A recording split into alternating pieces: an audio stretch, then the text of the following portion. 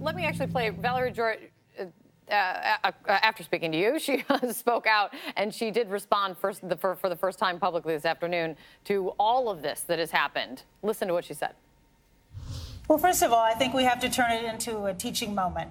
I'm fine. I'm worried about all the people out there who don't have a circle of friends and followers who come right to their defense. The person who's walking down the street minding their own business and they see somebody cling to their purse or want to cross the street. Those ordinary examples of racism that happen every single day. What does this mean, April, for Donald Trump, do you think? What you just heard from Valerie? He might listen to what Valerie Jarrett has to say, but he's going to do his own thing. This president has not corrected his stance on issues of race yet. You know, they're walking this fine line trying to deal with this urban agenda and prison reform. But you got to understand, and this is one thing, too. They're going to do prison reform without sentencing reform. They're like fraternal twins. So here's the bottom line. When it comes to matters of race, this president is going to have to, if he wants to be the umbrella for all America, he's going to have to stop his rhetoric and stop trying to just focus in on that racist component. For example, just before the NFL said about how they are going to make the players are not allowed to kneel, the president brought that back up to the NASCAR group, people who are his base, white people who support him, who are in Middle America. This president is going to have to stop the rhetoric because there is a definite divide here. Roseanne Barr did exactly what many of those in that base are doing. I mean, over the weekend, people said the same thing to me about something that Fox News got wrong about me. So the bottom line is this has got to stop because it is ramping up and it's very dangerous and it's creating an unsafe atmosphere. Rob, do you agree? I'm out here. You know, this is why. Let me just speak for people who are like me, who find these comments disgusting. They're abhorrent. They're the worst. There's no question about it. But then a line is drawn by if you voted for Trump, then you, by proxy, agree with this. Or if you liked Roseanne, the show, you by proxy agree with this. That's ridiculous. I didn't say that. I did not say that. I'm saying there is a group of people. There are a group of people. There are a group of people who support those kinds of things in that Trump camp. Now, don't say they're not. Because I can show you a whole bunch of Twitter quotes and comments right now. Does that mean all Democrats agree with Louis Farrakhan?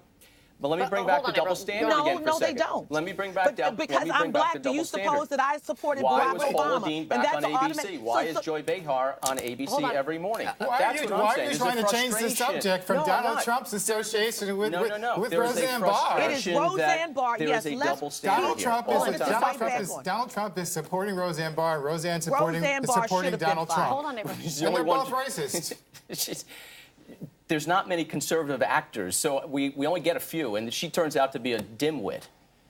Well, that says a lot about the conservative movement. But it says a lot about Hollywood and the double standard I just talked about. Do you think there is a double standard? But the president supported this. He supports her. Hold on, April. Keith, do you think there's a double standard? I mean, what Keith is what Rob is saying is not something that I have not heard before. I hear this quite often. That there's outsized outrage to what it's not outsized outrage because there is appropriate outrage, you're saying, to what Roseanne Barr said, but there isn't an equal amount of outrage on the other side when something action. Do you think there's so many different instances you have to take them piece by piece? Remember, Jamel Hill was also. And is maybe that the point that it is piece by piece? Each situation should be dealt with individually. I'm not even saying that, but I'm saying Rob's point doesn't make any sense. I mean, Alec Baldwin's doing Trump impersonations. He said racist things. I was going to point out that Jamel Hill was suspended for her job. She's an African American woman, and she's part of the whole ABC network too. I don't think that you can say ABC is just picking on Trump supporters. That's not true. But the problem is there is an inconsistency, and what we should be concerned about is the inconsistency that comes from the White House and the president.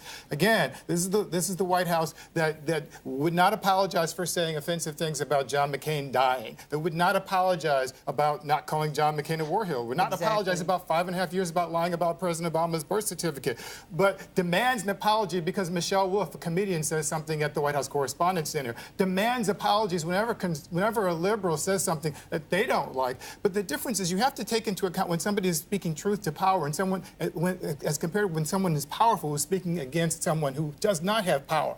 Black people in this country do not have power. So the idea of the president of the United States or a president's friend who are saying things that are critical about black people, calling black women an ape on more than one occasion. She said this about Susan Rice as well. That's offensive. And that is something the president of the United States should condemn. But when the president very often and enjoys entering into, let's just call, if it's a cultural conversation, standing or kneeling at a football game, talking about ratings, whatever, he opens himself up to when you applaud a TV star and that TV star says a bunch of racist stuff, why not take the opportunity and call it out?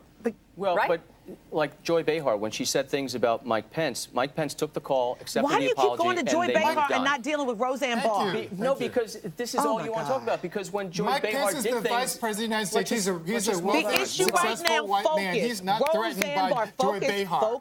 Focus. Black women are... Focus. Roseanne Barr, come on back. Come on back. Let's bring you back. Come on. April, hold on. Thank you, April. Thank you. Rob, yeah. Do you see it as an opportunity tonight? Because I see it as do you see it as a missed opportunity that Sarah Sanders didn't call it out this evening? I think it was a missed opportunity. It's a layup.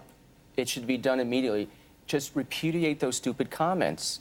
They're not defendable. They're not. But the reason why she didn't, I think April got the point right, is because also not just because of the sensitivity about the prison reform issue, because she doesn't really know what Donald Trump is going to say in the next hour when he speaks in Tennessee. He's probably going to say something crazy about Roseanne in defense of her, and we'll be talking about it again tomorrow. And then people will say, well, why are we talking about this instead of North Korea? It's because Donald Trump keeps raising these stupid cultural issues forcing us to talk about them. What happens if another network picks up the show? But if we go back to last August in Charlottesville, if we go back to last August in Charlottesville, if we go to last August in Charlottesville, this president does not get the issue of race right. He did it at least 5 or 6 times. He couldn't get it right. When he was in front of a teleprompter, we were like, whew, the nation is okay. But when he started speaking extemporaneously, we were like, what in the world? This president does not... He has Archie Bunker moments when he thinks he's okay. And it's not okay as the president of the United States of America. We are still trying to form a more perfect union, but there is a divide on matters of race. And this president is the moral leader. He has supported Roseanne Barr. And if he says something tonight, I pray that there is a script. Me too. Good luck with that. Thank you so much. Guys, thanks so much.